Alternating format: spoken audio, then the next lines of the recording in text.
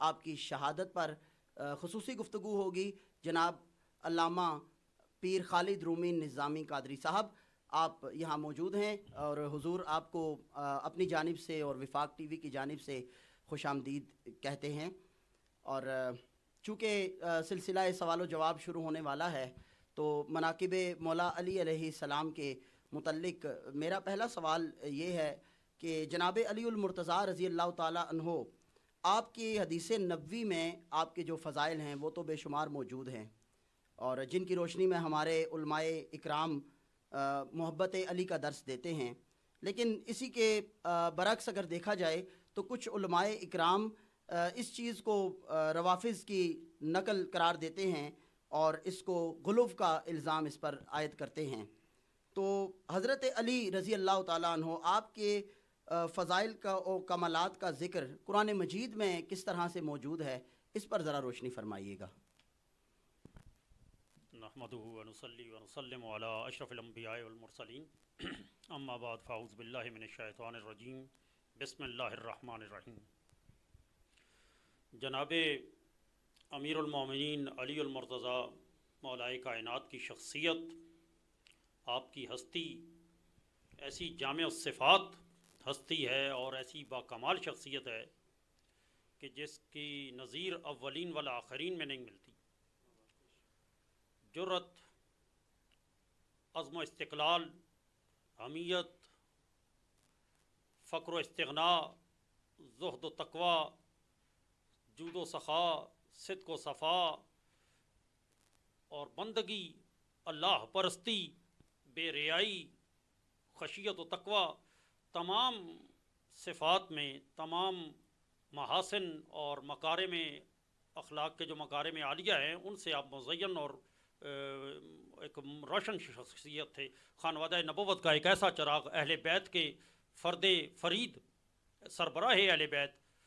تو اللہ تعالیٰ نے جہاں آپ کو بہت سے کمالات دے رکھے تھے وہیں آپ کی ان خوبیوں کا ذکر قرآن شریف کی زینت بنایا. خالق ارض و سماوات نے ان کی مختلف مواقع پر تعریف کی، توصیف کی. یہ امر جو خالق ارض و سماوات کا ان کی تعریف اور توصیف کرنا ہے، یہ انہیں دیگر اصحاب رسول سے ممتاز کرتا ہے. ہر چند کے اور اصحاب کے بھی ذکر، فضائل اور کمالات قرآن شریف میں موجود ہیں، لیکن جو خوبیاں اور جو کمالات جس تواتر سے اور جس انداز سے جناب امیر المومنین مولائے کائنات کے قرآن شریف میں وارد ہوئے ہیں، یہ کسی اور کا خاصہ نہیں ہے، یہ آپ ہی کا خاصہ ہے. سبحان اللہ، سبحان اللہ. امام طبرانی نے معجم الاوسط میں اور سوائق نے ہمارے لکھا کہ کم و بیش 300 آیات، اور بعض لوگوں نے لکھا کہ کم و بیش 800 آیات آپ کی شان میں اللہ تعالیٰ نے قرآن شریف میں وارد کی، اللہ اکبر، جن میں آپ کے فضائل، آپ کے کمالات. حضرت عبداللہ ابن عباس جو ہمارے مفسر کے تفسیر کے حوالے سے معروف صحابی ہیں، قرآن شریف کے پہلے مفسر ہیں عبداللہ ابن عباس، اور جناب علی المرتضیٰ کے اور حضور سید عالم صلی اللہ علیہ وسلم کے چچا زاد، خونی رشتہ قرابت داری میں بھی گھر کے فرد ہیں. تو انہوں نے اس چیز کی جو یا ایھا الذین آمنوا والی آیات ہیں اس کی تفسیر کرتے ہوئے کہا کہ کوئی ایسی آیت نہیں جس کی یا ایھا الذین آمنوا سے جس کا خطاب شروع ہوتا ہو اور اس کے مصداق جناب علی المرتضیٰ نہ ہو.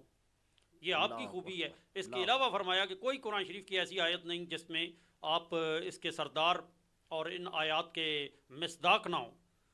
تو کم و بیش 300 سے زائد آیات ہیں، بعض نے 800 سے زائد لکھی. اور جو شخصیت آپ کے سیرت میں کردار واقعات آتے رہے، اللہ تعالیٰ کی تائید اور نصرت اور اس کی حمایت ان آیات کی صورت میں نازل ہوتی رہی. مثلا میں 2-4 پیش کرتا ہوں کہ ایک آیت اللہ تعالیٰ نے فرمایا کہ انما ولیکم اللہ ورسولہ والذین آمنوا الذین یقیمون الصلاۃ ویؤتون الزکاۃ وہم راکعون.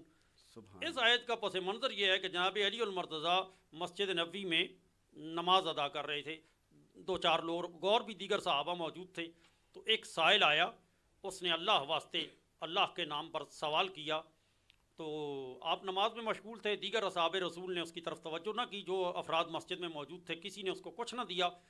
2-4 صدائیں اس نے دیں، اس کے بعد مایوس ہو کر وہ جانے لگا اور اس نے ندا دی کہ یا اللہ گواہ رہنا، میں تیرے رسول کی مسجد میں آیا ہوں اور خالی ہاتھ، صدا دے کر خالی ہاتھ جا رہا ہوں، مایوس جا رہا ہوں. تو یہ جملے اس کے آپ کے کانوں میں پڑے نماز کی حالت میں. آپ دوران رکوع آپ نے اس کو اشارہ کیا ہاتھ کی چھوٹی انگلی سے, اور اس میں ایک بیش قیمت انگوٹھی آپ نے پہن رکھی تھی, وہ اس کو اشارہ کیا اور وہ اتار کے لے گیا. اس کو آپ نے دوران نماز خیرات کر دی, اللہ کے نام پر صدقہ و خیرات. اور اللہ اکبر. تو وہ ہماری کتابوں میں تفصیل موجود ہے کہ وہ سبحان انگوٹھی اللہ. اس قدر بیش قیمت تھی کہ ہمارے فقہا نے کہا کہ حاتم طائی کی ساری زندگی کی سخاوت ایک طرف اور علی المرتضیٰ کی وہ ایک انگوٹھی کی بخشش ایک طرف. سبحان اللہ, سبحان اللہ, واہ. تو اسی طرح اس پر یہ آیت اللہ تعالیٰ نے تائید نازل کی. اور ہجرت کی شب وَمِنَ النَّاسِ مَن يَشْرِي نَفْسَهُ ابْتِغَاءَ مَرْضَاتِ اللَّهِ, اللہ نے فرمایا کہ وہ لوگ جو انسانوں میں سے اللہ کی رضا کے عوض اپنی جانوں کو بیچ دیتے ہیں. یہ تعریف کی. اس کا پس منظر یہ ہے کہ حضور سید عالم صلی اللہ تعالیٰ علیہ وسلم نے شب ہجرت ان کو اپنے بستر پر سلایا, جگہ دی اور فرمایا کہ میری امانتیں لوگوں کے سپرد کر کے صبح میرے پیچھے ہجرت کا ساری تفصیلات آپ جانتے ہیں. تو جب یہ ہوا سید عالم صلی اللہ علیہ وسلم جناب علی المرتضیٰ کے سپرد وہ امانتیں اور اپنا بستر کر کے تشریف لے جا رہے تھے, تو اللہ تعالیٰ نے رشک کرتے ہوئے جبریل اور میکائیل سے مکالمہ کیا اور ان کو کہا کہ میں نے تم میں مواخات کا, بھائی چارے کا رشتہ قائم کیا ہے. تو اے جبریل اور اے میکائیل, اگر تم میں کوئی کڑا وقت آئے تو تم میں سے اپنے بھائی کے لیے جان کون دے گا؟ تو میکائیل نے کہا نہیں یا رب العالمین, مجھے تو اپنی جان عزیز ہے, میں تو اس کی خاطر قربانی نہ دوں گا. اسی طرح پھر یہ سوال آپ نے کیا اللہ تعالیٰ نے جبریل سے, تو جبریل نے بھی معذرت کی, اپنی اپنی جانوں کو بچایا. تو اللہ نے فرمایا مجھے رشک ہے, تم سے زیادہ رشک آتا ہے, میں نے علی ابن ابی طالب کو محمد الرسول اللہ خاتم النبیین کا بھائی بنایا.